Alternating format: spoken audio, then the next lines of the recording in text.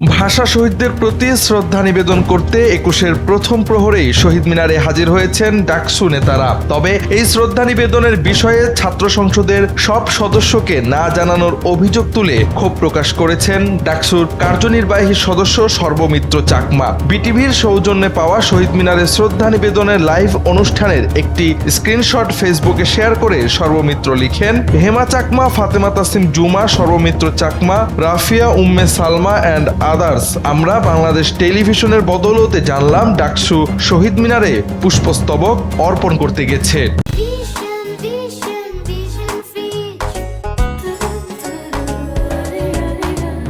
সর্বের এই পোস্ট ঘিরে শুরু হয়েছে ডাকসু নিয়ে নানা সমালোচনা। এর মধ্যে এই সমালোচনার আগুনে ঘি ঢেলে দিয়েছেন ডাকসুর মুক্তিযুদ্ধ বিষয়ক সম্পাদক ফাতেমা তাসনিম জুমা।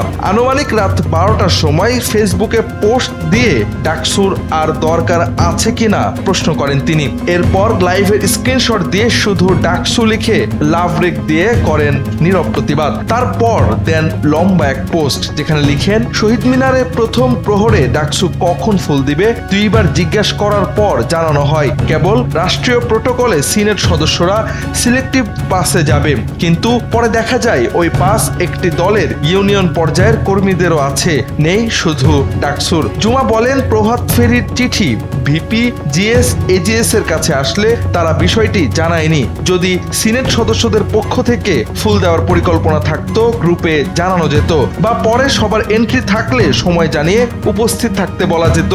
ডাকসুর নাম না নিয়ে সিনেট সদস্যবৃন্দ ব্যানারে গেলেও অন্য সম্পাদকদের দোষারোপ হতো না। মূলত ভিপি, জিএসদের না জানিয়ে শহীদ মিনারে ফুল দিতে যাওয়ার বিষয়টি ভালোভাবে নেয়নি ছাত্র সংসদের অন্য নেতৃবৃন্দ, আর তা নিয়ে শুরু হয়েছে নানা আলোচনা আর সমালোচনা।